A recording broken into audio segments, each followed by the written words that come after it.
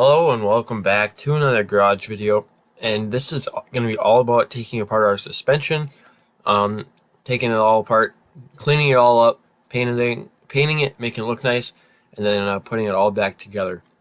And so here you can see me. I just popped the ball joint nut off, and that lowered dropped the spindle there, and the front of the car was so light now that we had the engine training and all that out that it lifted the car off the jack stand, which kind of got me a little scared. But they're here. You can see me just pulling out cotter pins, which are just pins that keep the nuts from turning so that they don't come loose. And we started running these about halfway through the season, and one of them came loose and cost us a heat race win in Devil's Lake.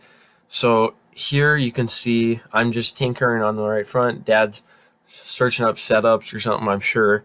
And I'm talking to him, and our goal is just to get everything apart. And you don't see me take the upper off here, but as you can see, I'm messing with the brake rotors. And so yesterday you seen me pull this apart, or not yesterday, but in this video earlier you seen me pull the right front all apart. So every single thing is sitting down here. And now I have two options of what I can do next. I can go pull apart the left front, or I could take and I could clean all this stuff up. So I think what I'm going to do, I think I'm just going to pull the left front apart quick. That should be pretty snappy. And then I'll start cleaning some stuff up. And so, like I said, I started taking the left front apart, and there you can see I'm pulling out the nut that holds all the bearings in there, and just took the brake caliper off and getting to work on the spindle. For some reason, I didn't take the shock off. I just completely forgot that it was in there, and I was doing this all backwards. I don't know why.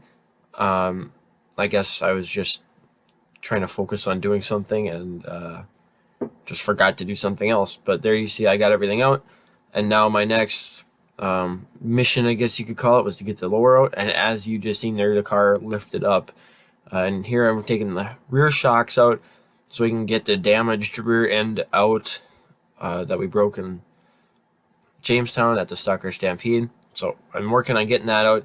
Here I'm taking the rear lower control arms out, and I'm taking the left one off here now.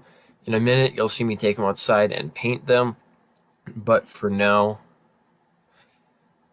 we're going to continue to take this out and lower the rear end down. So I just got the rear end all out. It's sitting on the ground right there. And I never took one of them things out before. It was a lot easier than I thought it would be. But the gears and everything were all already out and unhooked. My lights. A boom boom boom out go to lights is actually becoming a thing recently. I don't know what you see in my Jamestown videos. The lights always tipped over, fell off, or shut off. I should say.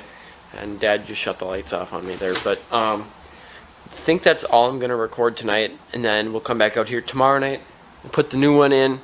I get off school at 1:30 tomorrow, just because our school made it to the state for their volleyball team. So I'll be able to get out here probably about 3:30ish. And work from then until later in the night, just because it's a Friday night. So I'm looking forward to seeing how nice that new rear end looks in there. But that's going to end tonight, and we'll see you tomorrow. And so here you can see me. I'm pouring out some gas into this tub, and you might be thinking, Cole, why are you pouring gas into a tub? And I'm just going to say you're going to have to wait and see. But for those of you who don't know, gas cleans things up very, very nice. So once I started, or Dad told me to just pour gas in there, rub some gas all over the grease, like for the ball joints and for some of the steering knuckles and stuff, and just wash everything up, try and make it look very clean, so that when you go to paint it, it'll be clean enough to paint. So here you can see me, I'm just doing my own thing, wiping everything down in the gas. And let me just say, after this, my hands felt like plastic for about a week, just because, gas is not good for your skin. But I didn't really care at the time. I was on quarantine, or just got off quarantine or something. And I was excited to get back to work on the race car. And so this is what I did to clean everything up.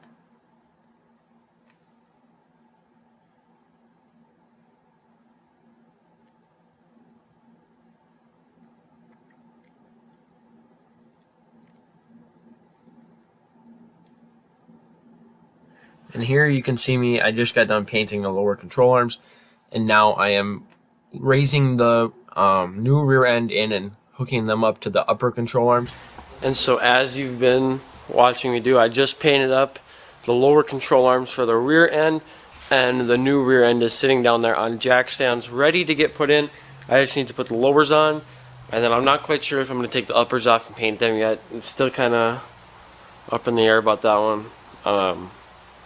But other than that, I think I'm just going to throw these lowers on, and then that should be, I mean, I can see about shocks and stuff, and just get her all back on wheels before Christmas. Alright, so we are back out in the garage, and I'm super excited to get this race car all put back together. And as you can see, it is right behind me there. We got the cherry picker here, as we got the engine out of my pickup and put a new one in just because we got it with a bad engine. Now that we kind of got that all not wrapped up, but Dad can kind of finish that up, I'm going to start getting the suspension in the front all put back together.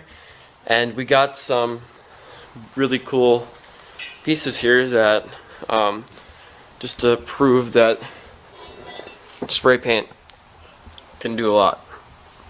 So they look like new pretty much, so really excited to get those pieces all put back on.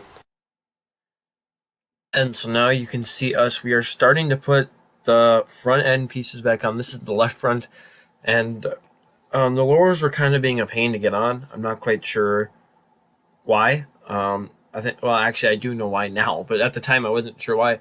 I was trying to put the left front on the right front on the left front. That doesn't work. So once I figured out that I was doing that, it made a lot more sense, and I started to put the spindle on, as you just seen there, and then I got the tie rod even on. So then this side went on a lot smoother once I figured out what size bolts I needed in it, because I put wrong bolts in the other one, so I'd take that all back out too. But there you see me throwing on the upper control arms and peeling off the tape where we painted it.